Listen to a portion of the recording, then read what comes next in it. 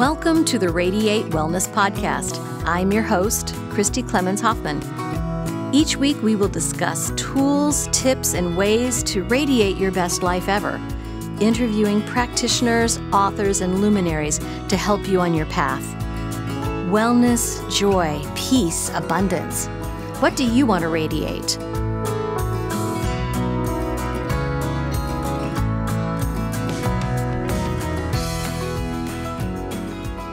Today we are here to radiate joy with my friend Klassie Alcine. Klassie's got quite an impressive resume. She's the Director of Corporate and Community Partnerships for Central Exchange, which is a Kansas City-based women's leadership and networking organization. Klassie spent over 10 years of experience in nonprofit leadership, strategic development, and political campaign management. Klassie is a graduate of the University of Missouri, Kansas City, like I am. Bachelor of Arts in Political Science and Criminal Justice, and has a Master's in Public Administration. Klassie's passionate about connecting and empowering people to learn the tools to live a fulfilled life. Klassie's an advocate for a myriad of charitable causes, ranging from homeless youth to higher education.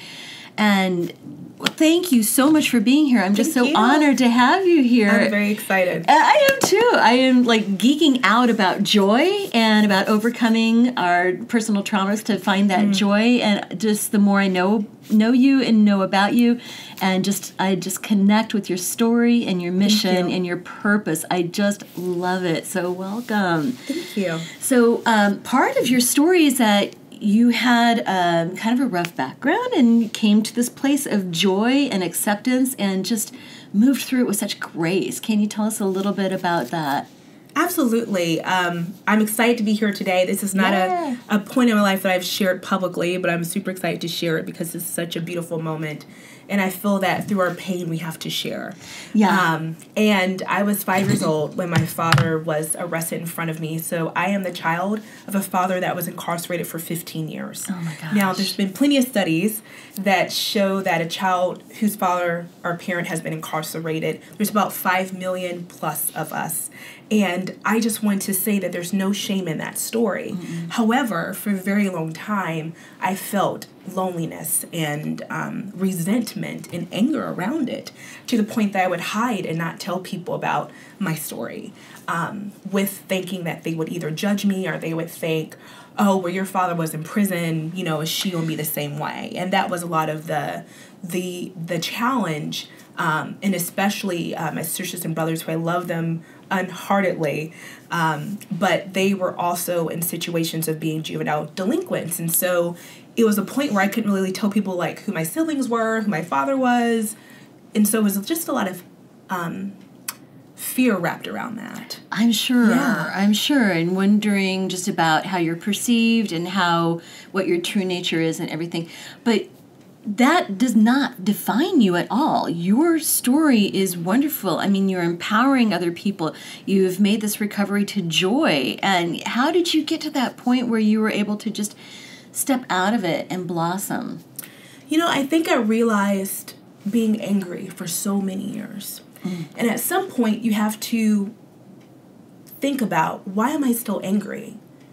Is this really just my story? Like, this happened to me when I was 5 years old. It was so impactful. But at some point, I had to take charge of what that was. And I was doing U.S. Senator Claire McCaskill's race at the time. And I was done with the race. And I didn't know who I was. I didn't know what my purpose was. I didn't know what I was doing. And so I went to Women's Employment Network, which is a nonprofit in Kansas City that helps women get back into work. And they had matched me with a life coach. Yes. Okay, I missed that part. That's awesome. And the life coach, ironically, so I have this connection to 1997. So a couple things happened in 1997. Selena passed away in 1997, and Princess Diana passed away in 1997. Oh my gosh, that's right. So at some point when I talk to people, I feel like I'm stuck in 1997. It's just my thing. Oh, that's hilarious. Yeah, that you have connections to times in your life. I do. Right. And so I'm sitting there in this room, and ironically, the woman used to be the chief of staff for the foundation for Princess Diana. This is crazy, right? That is wonderful. And she looks at me, she says, well, Klassie, describe yourself as an animal. And I just look at her like, wait, what? Like, I thought we were talking about my life. And she's like, no, we have to start with where you want to be. Nice. And I was like, okay. So it's been a very long time.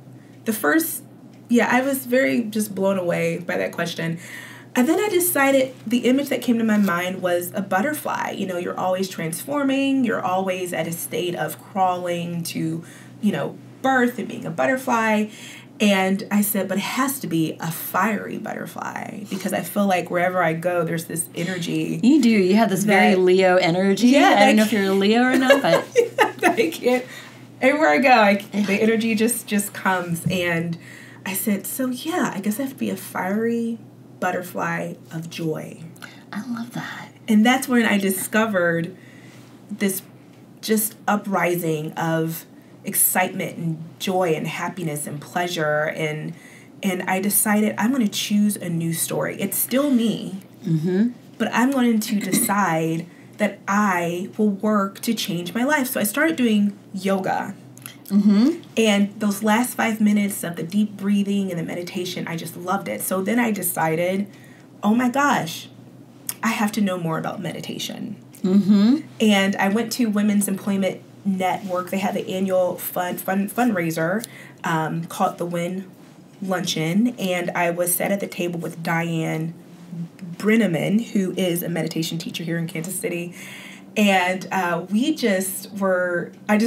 your positive energy. It was like one of those things where like the earth came together. Yeah. And I went on meditation retreats and learned about the neuroscience of meditation. And when I learned about that, I said, oh my God, I have to tell the world. I have to tell the world about this. Right. And so I'm wondering, did you contact your brothers and sisters about this, your family? Were you able to reach them about it? No, I mean, my family's pretty old school in that way. I mean, I think still when you talk about meditation, people still think it's hocus pocus or it's like sort of because people can't see it, Right. But in reality, it's just a form of prayer. It's a form of meditation. It's a form of focus. It's a form of really allowing yourself to feel your emotions, which is something I did not do for the first 25 years of my life. That's what it sounds like. Yeah, just kind of running from those emotions rather than embracing it. So several things really strike me about your story. First of all, I don't know if you realize, but a butterfly, when it's making that transformation, completely dissolves. That body becomes this gooey mass, and from that it's rebuilt. So it has to completely deconstruct. And second of all, you really just made this conscious choice of joy. You just said, I don't choose this story anymore. I choose a new story. And how has that transformed your life? Completely. I've been recently going on this journey, so mind, body, and soul and spirit, right? So get my soul together, my mind together. My body is my last step to becoming that full butterfly. And so I just started doing Hitch Fit about 2 months ago. I've lost about 20 pounds. Good for you. But I've been going through this process joyfully. As I'm not seeing what I can't have. I'm seeing I have 20 pages of what I can have, but also looking at food as a space of joy and not looking at a space of surrendering or as a space of numbing myself. Because I grew up in a household that many others do where, food happened when I was sad, when I was happy. So because I didn't know which one to choose it towards, I just chose it all the time. And that was a place for layering myself with padding, right? Because I need to be protected because I've been through so much pain. Exactly. Interesting. And I just love all of the things that that have come about out of your whole story, and I feel like it's not done yet. No, it's not done. Yeah. And so you've brought this sense of joy to everything. And I love, now, full disclosure, Klassie was involved in the foster system, the foster MFCAA, the foster and adopt, the organization that runs that system. And I'm a former foster parent, and I just love that you're able to bring this sense of joy and fulfillment and everything to this organization. Yeah, I think that was really terrific. And that how joy is just a choice. And you're, like we were talking at the Central Exchange, and we're just like connected over this so strongly. It's like, preach it, sister. Yes. We decided immediately, you've got to come and talk about joy. Yeah. And so how do you feel joy has really impacted you? How has it changed you? Well, I know it's changed because people around me respond to me differently. Yes. Tell me about that. My sister, who I've been not really having a very close relationship with her, and usually when she'd come to me, I'd be like, okay, what can I do? How can I help you? Yeah. Just in a way that was almost not really helping her by helping her so much. So instead, what I chose to do is just come to her from a space of no judgment, right, and unconditional love, right, and just honestly say to her, she has a question, you know what, I can't fulfill that. Just being honest. Yeah. But doing it in a way that showed that I really cared for her. And I remember one day we were talking, she said, you've been so joyful nowadays. Now I don't know, half the time what I should ask you, or what's, how we should interact with each other.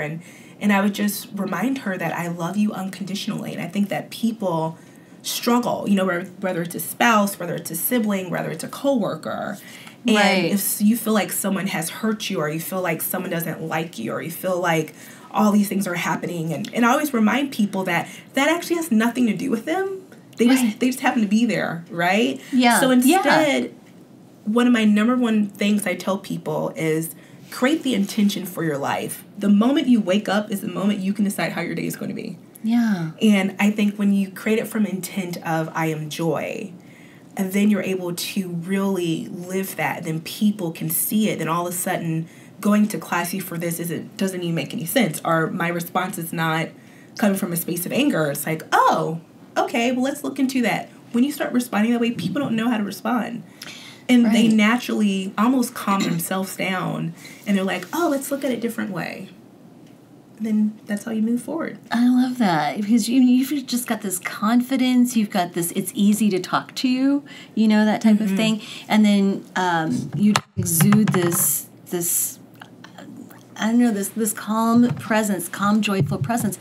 And that's got to affect other people. Yeah. And I'll bet your family had a hard time just knowing who you were anymore once you made this conscious decision. Absolutely. And I say, so my mother's been in geriatric care since I've been born, right? Wow. So when most kids went to summer school, Sure. I went to nursing homes, which means I saw a lot of death and dying. Yeah. And in the dementia units. And one day Miss Jones was there, and the next day Miss Jones wasn't there. Yeah. And I think that as a child, when you experience that, you understand how you should want to be. And recently I read, there was a study that came out through the School of Medicine, and it did a study on women in Europe over 85. And it asked them, what was their biggest fear in life? Yeah. Was it that they were getting older, that they may be dying, that their body's not going the way that they want it to be, that they maybe are losing their motor skills and all of this? And it was none of that. It was actually about, the biggest regret was that I did not decide to be myself. Wow. And so when I think about that, and then I see that on the flip side, so I recently, last week, did a meditation session with 50 15-year-old girls in school. And we were talking about stress and anxiety. And when you see the numbers of suicides, the numbers of depression in our teens has increased 30% in the last 3 years, which is crazy. And I asked all of these girls, who here is feeling stress? Who here is feeling anxiety? Who here is feeling so much pressure that they don't even know how to function? And when you see 90% of girls raise their hand, oh, that's horrible. So you realize that at some point there's this 15-year-old girl who does not know how to be, and then you have these women over 85 that don't know how to be. Wow. So at some point, through meditation, where you find yourself, it's like if I could just spread a little bit more of that, and then more women and girls and men could know just how to be themselves Yes. Because it's the silence that's killing us. It is. It is. The fear of people's reactions to who we really are. And the reality is, we should really start to step into ourselves and see what we like. I spend a lot of time alone with myself. I have this little quote chart, and one of them says, spend a little bit of time alone with yourself every day. I love that. And so I consciously think about, how am I going to spend time alone with myself? That could be drinking coffee or tea. I love tea. Yeah. Or that could be sitting down with my nieces or nephews and just talking to them about their own day. Or it could be going out with a friend, or it could be, recently I've been going on my journey to find more joy, and I call the term be delicious, right? Nice. So how do we savor life authentically? And it's a self-care group, and one of them was goat yoga, which was hilarious. Because really? The goats, I don't know, they just move yoga. Around. Yeah. They just, move around in a way that, like, come eat my shirt and try to do yoga pose. It's really funny. But then I went paintballing also, which was a lot of fun. I have always wanted to do that. Oh, you have to do that. That sounds like so much fun. And so I've been really doing an exploration on, like, what is Klassie like? Because once you go through the last 5 years, I've been doing this work, and now I'm to the point where I feel happy, whole, and healed. And I just think as leaders, we all must experience something like this, because so many people feel stuck, or they feel like they can't use their voice. And the 5-second rule has saved my life in many ways, because as a professional, when people see me, I look very young. You do, yes. And so sometimes people translate that to, oh, well, maybe she doesn't know as much as I think she does, or whatever people think. And so I've used the 5-second rule to really push through any of those judgments. Now, what is this? I know the 5-second rule about dropping food. Oh! I have a feeling you're not talking about that. No. Oh, yeah. What is the 5-second rule? So the 5-second rule is Mel Robbins has a book called The 5-Second Rule. And you literally count backwards, 5, 4, 3, 2, 1, and just do it. So I guess it's how long it takes your brain to talk yourself out of something. Oh, interesting. So can you give me an example? Ooh, yes. I was in a meeting with KPRS. So I do a project called Right Fight. Yes. KC on KPRS, which impacts about 300,000 people every time, which is sort of crazy. That's crazy, yeah. And we were talking about the opioid crisis. And it's like, well, how deep should we go into this? How far should we really talk about it? And there is some fear about, people on the radio, they're just listening to the radio. Like, is this too deep, or should we really stay more surface level and talk about the symptoms?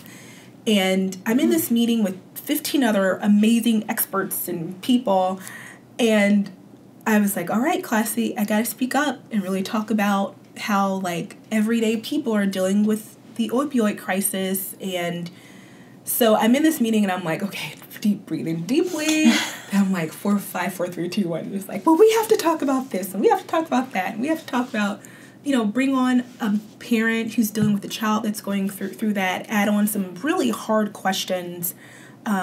If you see the signs, how do you step up? Or maybe even the platform of social media. If you see a child or a coworker that's like, oh, today sucks, but they post that every day. like, should I step in and help? Maybe intervene there, like? Yeah. Right. So if I understand correctly, the 5-second rule is like taking a breath. Yes. Right? Breathing is so important. We're taking a breath and then just gathering that courage and then coming up with a plan. Yes. It's like, because sometimes we just take that 5-second rule and it turns to 10 seconds. And then 20 seconds. And then we just, all right, well, that moment is gone and I'm not going to bring it up. Yes. Right? So just taking that courage. Yes, it I is like all that. about that. That sounds a lot healthier than dropping the food and picking it up and eating. And I was reading about that, how there's like 5,000 germs when you do it. But whatever, I'm sure it's fine. Yeah, it's probably fine.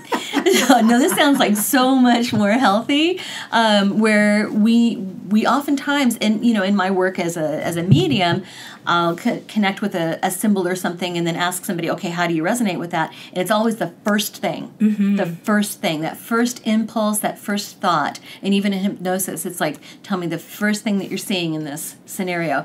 So, and that's always the truth. Yeah. Because you connect with it immediately. And so that 5-second rule is like, take a breath, connect with that first thought that comes in, because that's your gut instinct. Yeah. And we talked about that, and I led Trust Your Gut at the Central Exchange. It was part of how we connected. And so that first impulse is like the truth, your truth. And you just take a breath and connect with it and go with it, because when you squelch that, you stuff it down, right? And then you disconnect from your authentic self, your authenticity. So I've used the 5-second rule to go to the gym, like on a Friday night. I love that. You can talk yourself out of going to the gym so fast. On a Friday night, I'm like, right? I could watch Netflix. Right, popcorn. And then I've also used it in public speaking. Oh, yeah. So this year, I've gotten so many requests to do public speaking, whether it's on leadership or being a woman leader. And when you think about, I did debate, but I used to stutter as a child really bad. And I remember my mom said to me, why don't you do debate? And I just thought, this is crazy. I have to now talk and do 9 rounds of talking, and I stutter. But really, I found that with fear, you have to take it like first in the face. You do. And you have to step through it. And something I started doing was winning awards. And like, it's the funniest thing, winning awards in debate. And then going on to be student body president at UMKC was crazy, because then I was public speaking almost every week. And so it just kept growing and growing, where it's like, well, I don't fear it anymore. But when I started out, it was very fearful. Yeah, and you just have to do it. Yes. If you let that fear win, then you're just going to retreat into yourself and not connect with your authenticity. But you just face that fear, step through it, and get on the other side. And the rewards are huge. Yes. Huge rewards from just stepping in and embracing your true self. And so when we were talking earlier, we were talking about the story. And you had a story that you could have easily let define you. You had a story growing up that you could have adopted as truth, and many people have these stories that they just adhere to. It's getting out of that story and telling a new story that is the reward. So if you see somebody who's struggling with their story, what might you tell them to have them consider an alternative, maybe, to open up to joy? Like, ooh, yeah. I think, I learned. Do you know what I mean? Yes. Am I making sense there? Absolutely. Okay, good. I would say to them, almost taking a technique from being mindful, and talk about, how do you want to be now? Yeah, how do you want to be now? I like that. And I think that when because people will know, like, man, I would love to be happy. Yeah. Or I would love to have more confidence. And it's like, okay, well, you can do 2 things. You can take the story that you've been saying and think of it from a space of love. Because then it's not as painful. Right. And understand that your story is how you are here today. If I didn't go through what I went through as a child, I don't think I would have been able to accomplish all the things I had in such a short amount of time. Because I would have been probably very spoiled, probably very much like, oh, whatever, and probably not the best student. But really, that experience, I used fear and it pushed me. It was like, we don't think I'm good enough, or I'm going to show you how good I am.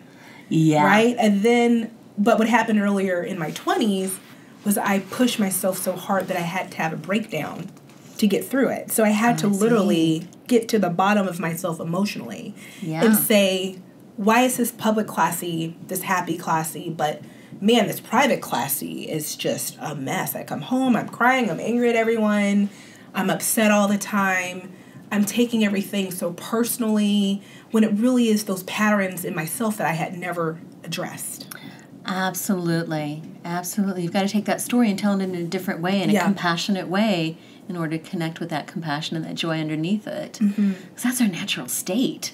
isn't it? It is, but I think that our intergenerational patterns, what we inherit from our parents' parents, and I was on the board for Resilient KC with the chamber, and we talk about ACEs scores and child at risk trauma, and a lot of people, when you say trauma, they're like, oh my God, this must have been something really dramatic, like abuse or something like that. And reality is, trauma is really, to me, anything that's prolonged stress.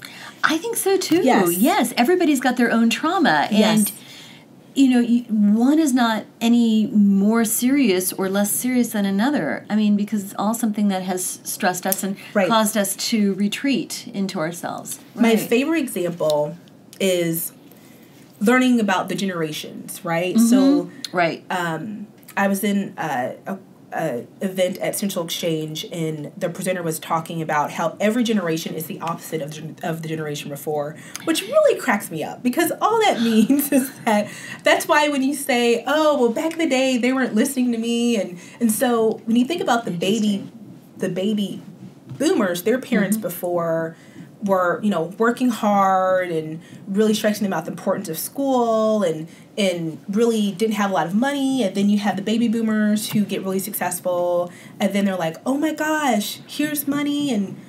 But it's a weird way of responsibility that's different from the generation before. So now you have the millennial generation that definitely is in that point of, work is not my life. And I think that's a totally different concept. It is a different concept, yeah. Yeah. Uh-huh. And instead, work just happens to be a part of who I am. It's not all of my life. So when I meet people who have worked at the same job for 20 years, I'm like, oh my gosh, that's amazing. That will never be me. Like, if I stayed at a job for more than, 5 years, that should be a shock as a millennial, because our brains are constantly, innovative and constantly thinking of, other ways to expand our experiences. There are plenty of people I know who work in fields that have nothing to do with their degrees. I'm just like, what do you do? What happened? Right, and any more, me too. Anybody who's been working for more than 10, 15 years, I'm like, how is that anymore? And I'm a baby boomer, which is crazy. Yes. Yeah. If I could, I would love to bottle what you've done. Right? And market it for other people who are attached to their trauma, attached to their story, don't realize that joy could be theirs, that they could even achieve joy. And it's like, I just want to get inside your brain, Klassie, and distill this quality and manufacture it and share it. So if you have anything else that you would like to say to people who might be struggling, who might be so married and embedded in their story that they can't see out of it. Yes. Is there anything else you might want to, as a takeaway? Yeah, I think I have a couple of takeaways. One is spend a day in silence. So go out to the park. Go get a hotel. You can even go to Crown Center, just to a space where no one knows you, and really take a notebook with you and start to reflect on the emotions that come into your body. So I did a lot of this when I started doing this work. There's a technique in meditation called shifting your emotions. And so at some point, I'm in anger, and then I choose to accept it's okay, it's a natural human emotion. Then I shift myself to love or joy.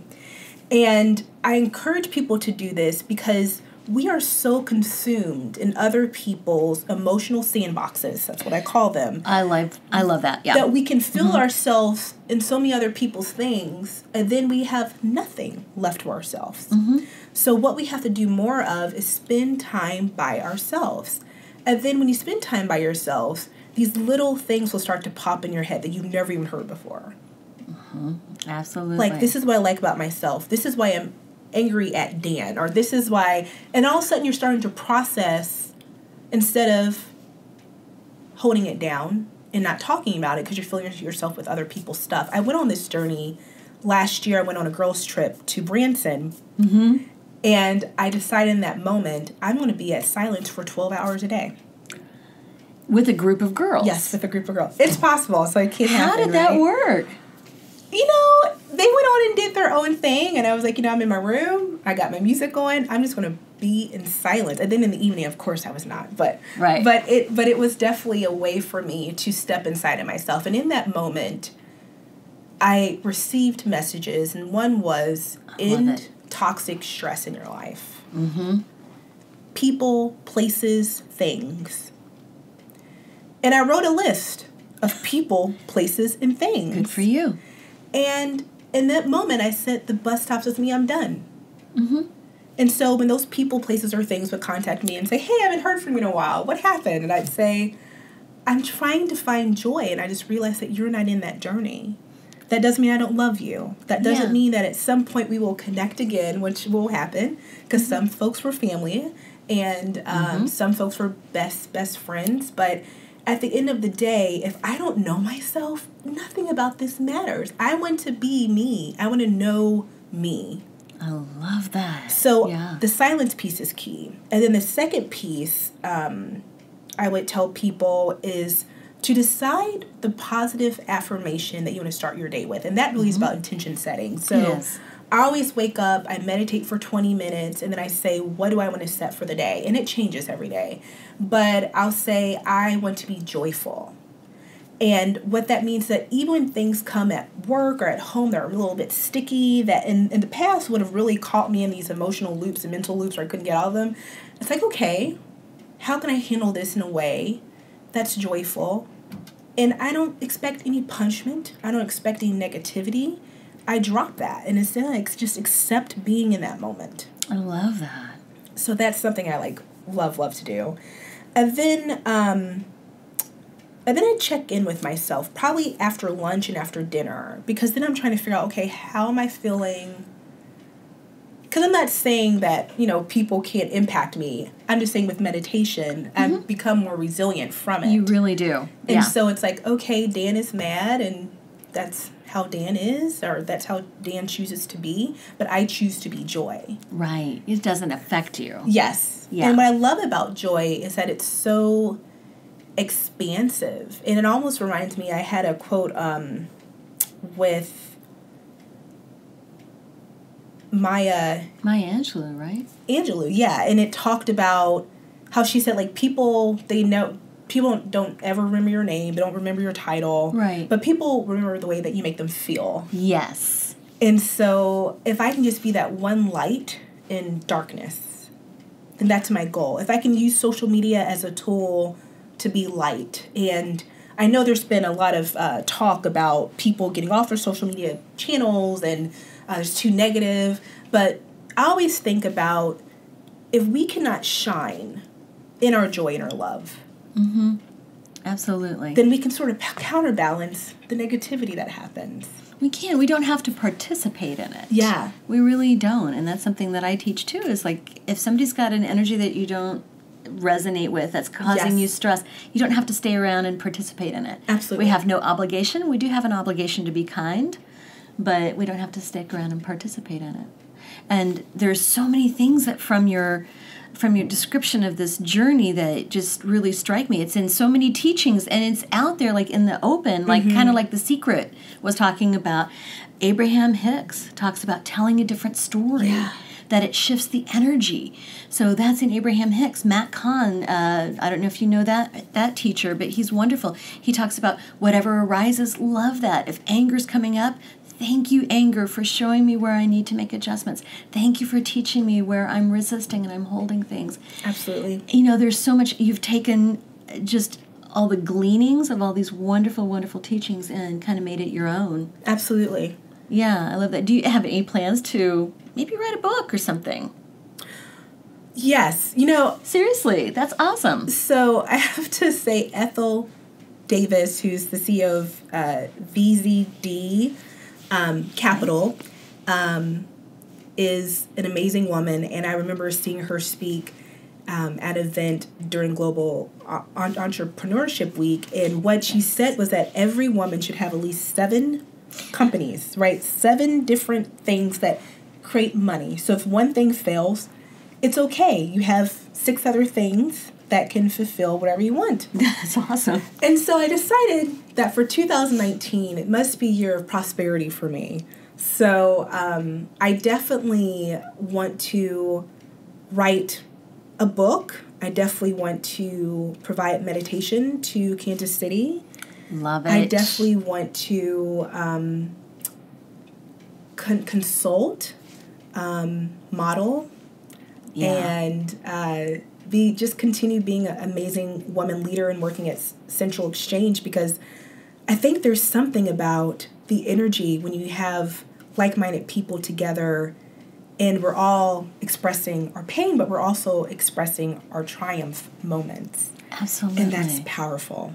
Right, because we share in it all. And when we are sharing someone's trauma, well, we do take that on. But when we share each other's joy, we take that on too. Mm-hmm. Someone's empowerment, someone's hope, we take that on. That's kind of why I started this podcast, is so that we could discover what we can radiate and just connect with the people who come to talk about these positive things. Man, it's so fun to sit and talk with you and share your energy. Thank you. You got amazing energy. I don't know if people listening to this can pick up on this amazing energy that you've got. I wish I could distill it and bottle up and sell it. Well, I will say this is my favorite story. So, please.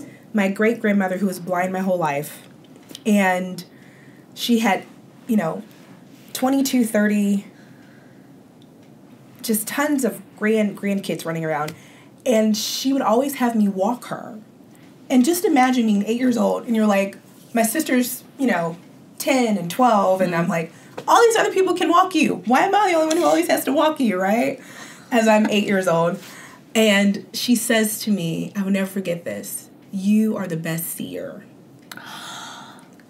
Wow. And I didn't understand that as I was growing up, because I could be at the grocery store and a woman would come up to me and just start crying. And I'm like, I don't even understand what's going on. Or even my work through working with abused and neglected children, how I could work with kiddos who've been through so much pain. Yes. But I saw their light. And I was like, I know, everyone's saying you're bad. Everyone's saying this and that, or that you're shy or that you're depressed, but I know there's some light in you. And so I think that, essentially I've been blessed with this tool that people feel just acceptance around me. Mm-hmm. Yeah, absolutely. And I think that's why I've worked in crisis management for so long in my career, because when most people talk about a crisis, there's this level of stress that pops up. And for me, I get the most calmest and just the most focus, and I'm like, okay, let's get this done. I don't know. It's like, it's just something I've been born with, that, and even with the name Klassie, people always say don't you love your name? And I was like, well, at times I didn't, because people never forget me. But at times that's good, because people never forget me.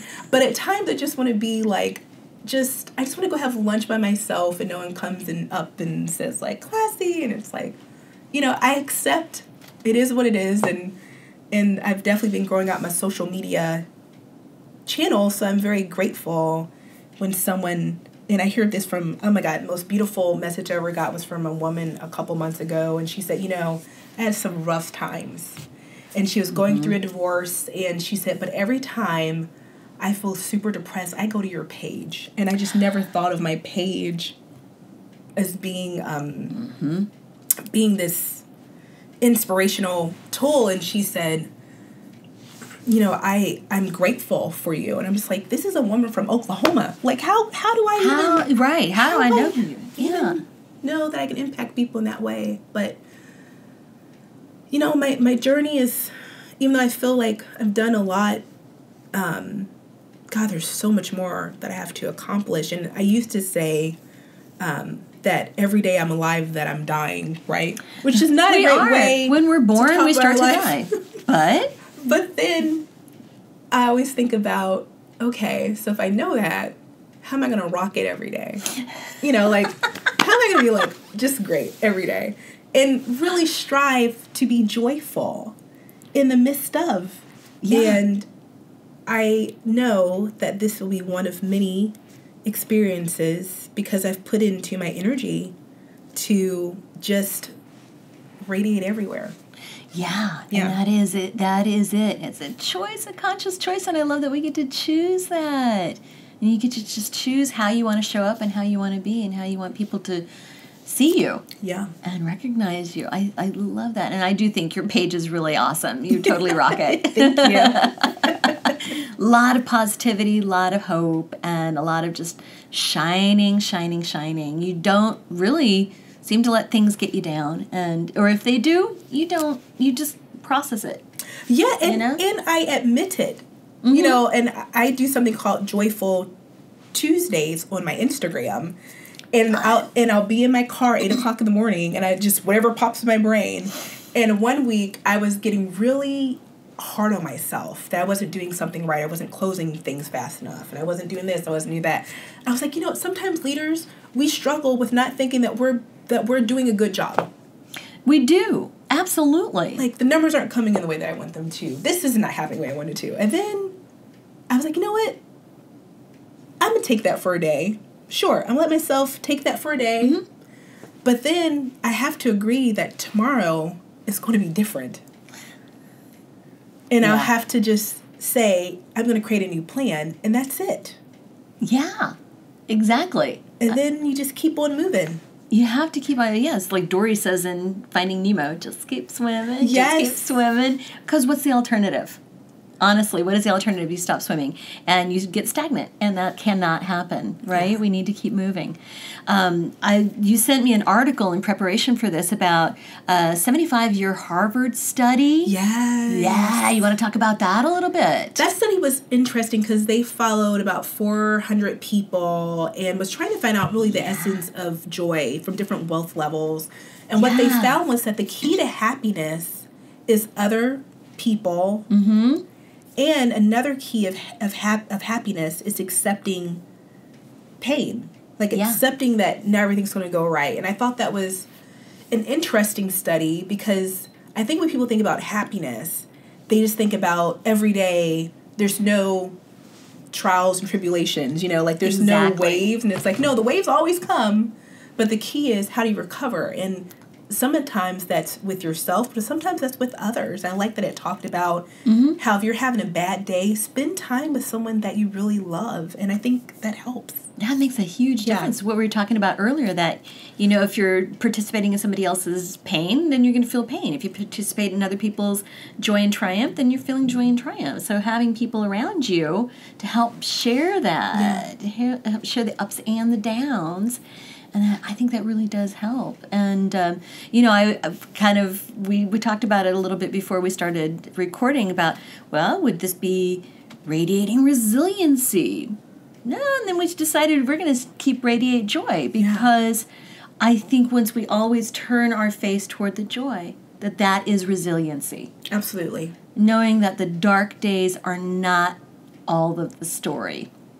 It has to be dark before the sun comes out, right? The caterpillar has to completely dissolve before it can begin to create its wings, right? And even the butterfly, when it comes out of the cocoon, I love metaphors. Yes. So it comes out of the cocoon, the wings are wet, and it has to sit there and breathe a minute and before it can even take off. So sometimes we just have to stop, deconstruct. Yes.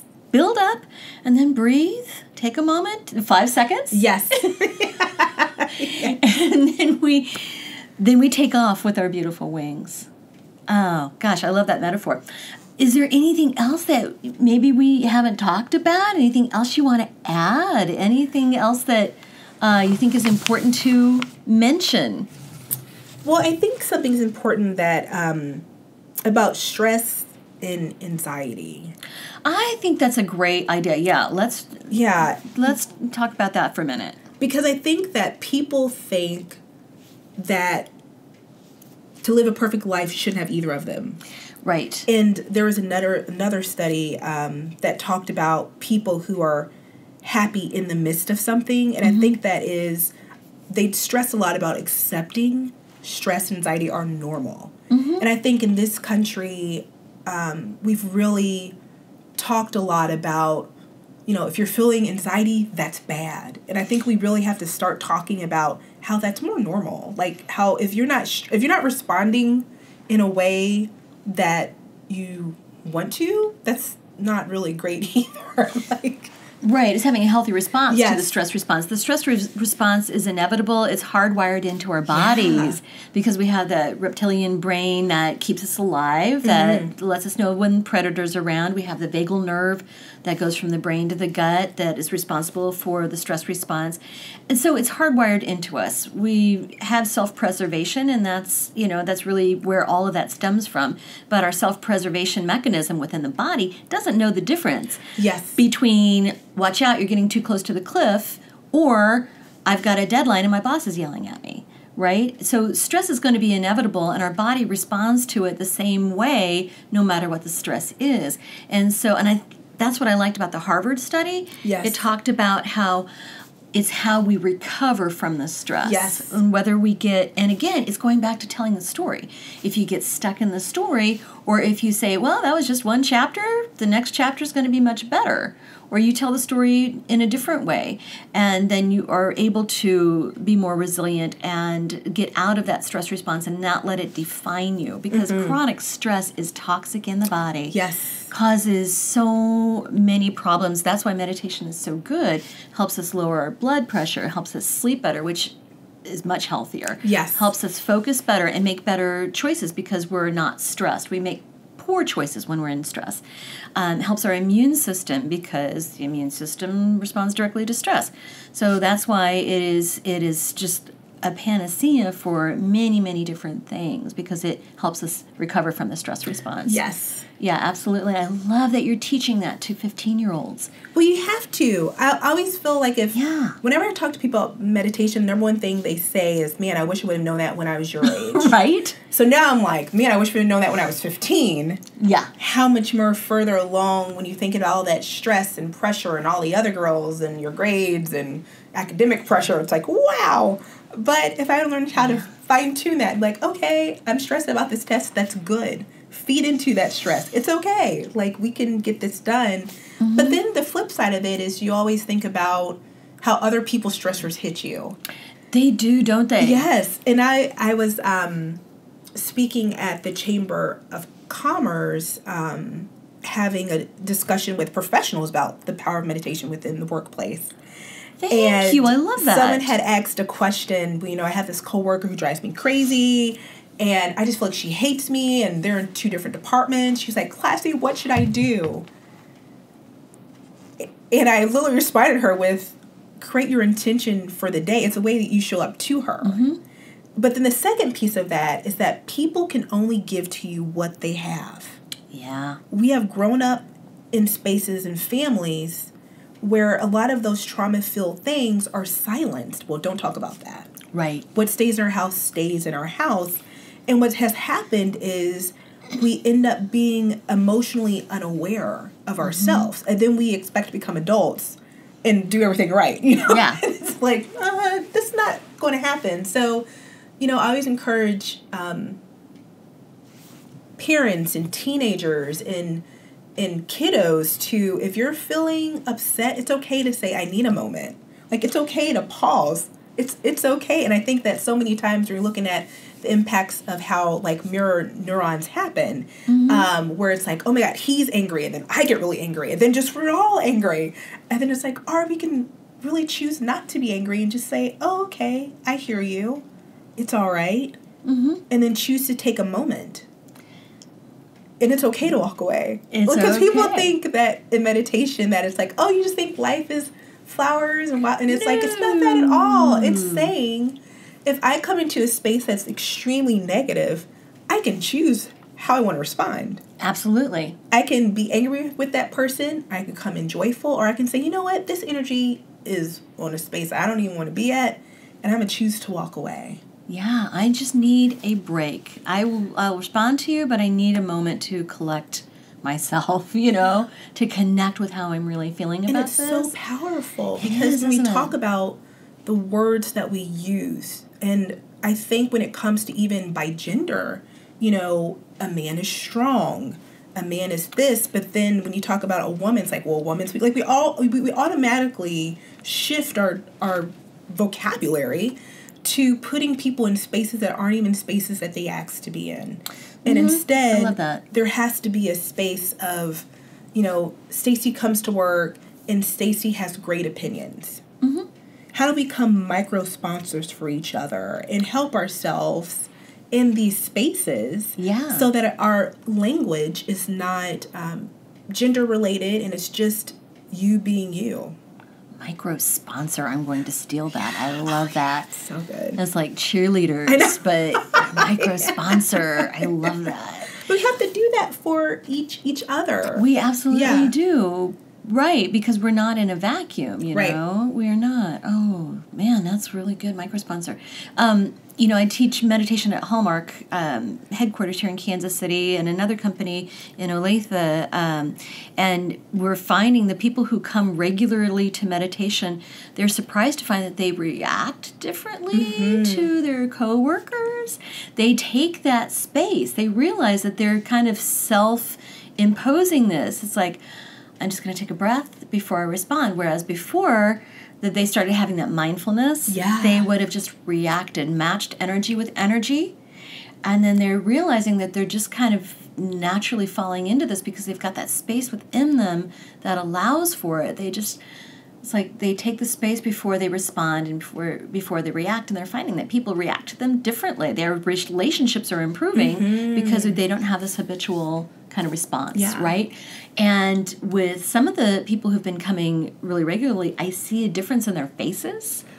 They look softer. They look younger. They look more friendly and approachable. More free. I call it freedom. Thank you. Oh my gosh. Thank you. They look more free. Yes. Don't they? Because their eyes are like not mean anymore. Yeah. Their brow is softer. They just look so much more approachable and so much more like someone you would want to interact with, right? That's so true. And I always say, like, if there's ever a conflict with a coworker, or you feel like someone's judging you at work, I also recommend people to go have coffee with them. Because when you go have coffee, you're off in another space, and you can really just authentically connect with someone. And then you'll find out the anger has nothing to do with you. You just may look like their sister, right? You may trigger them. You may because really that's what we're triggering each other all day long. Yeah. And then we expect to come home and not be triggered by everything else that's happening at home. Right. So instead of we start out with, you know what, I'm just going to be honest and figure out what's going on. And one of the women who I've been working with is a good friend of mine, and she had this coworker. And so she went and had coffee with her and just found out that her coworker's going through a divorce. Right? Oh, my goodness. And so it wasn't really her. Yeah. It was the fact that she's carrying so much stress. And she said the moment they found it out, she said, we started laughing. Like, she was like, we're in the coffee shop. We started laughing with each other. Oh, my God. You're going through a divorce. Isn't that awesome? And then, because she said, I thought you've been mad at me this whole time. And she's like, no, I'm just stressed. And then all of a sudden, now they're connection, now they're meeting for coffee more like once a month. And they can support each other, right? She can support this woman instead of, be antagonized by her. Yeah. Oh, I love that. It's just being the micro-sponsor. Yes. And we, that's just another testimony for being authentic. Yes. There's so many things that are coming to mind right now. Well, first of all is the 4 agreements. I don't know if you're familiar with that little book, and I'm going to botch this horribly, but basically it's, always be authentic, always be, true to your word, show integrity, don't take anything personally, and it's not about you. Yeah. It's not about you. In Sunday school, I tell the kids that, the bullies, they don't take it personally because they're just feeling mad, bad, or sad. Yes. That's the only reason anybody's mean to anybody else. Is they're mad, bad, or sad. So, they're just so mired in their own story that they cannot see out of it. Yeah, and with social media, it's been amplified. Because now, Lord. Like, when I was growing up, I think texting had just started at the point. Yeah. But there wasn't a lot of, like, mean texting. Like, people weren't like, oh, that girl's wearing a crazy shirt, whatever. Right. But now with social media, it's, like, international bullying. So you have, like, not only the kids at your school, but then you have, like, the kids from the school over from you, and just really difficult. And I have 22 nieces and nephews, So for me, talking to them about joy and like getting in tune with their emotions is so important, because they're going to be dealing with stuff on a whole higher, more intense level than I ever did as a teenager. There's so much anger in comments. There's so much anger in posting. And then you have things like Snapchat where you go in and you're as negative as can be, and then it's gone. So yes. You don't have to live with the consequence of it, right? You don't have to experience what the fallout is. You can go in and be nasty and then get it out of your system, but it's already affected somebody. Yeah, it is. And so navigating through that. Well, Klassie, I could sit and talk to you all day, clearly. Yes. And we have so much commonality here. I feel like we're kind of reading the same stuff and taking in the same type of information, and you just like inspire so many thoughts within me. So this is wonderful, and I'm glad you are doing what you're doing. Thank you so much for being on today. I would love to have you back sometime, and we definitely need to keep in contact and maybe do some projects together. That'd be fun. Absolutely. Well, thank you. Yes, absolutely. All right. Thank you so much for Klassie Alcine, radiating joy. Yes. Thank you. Thank you.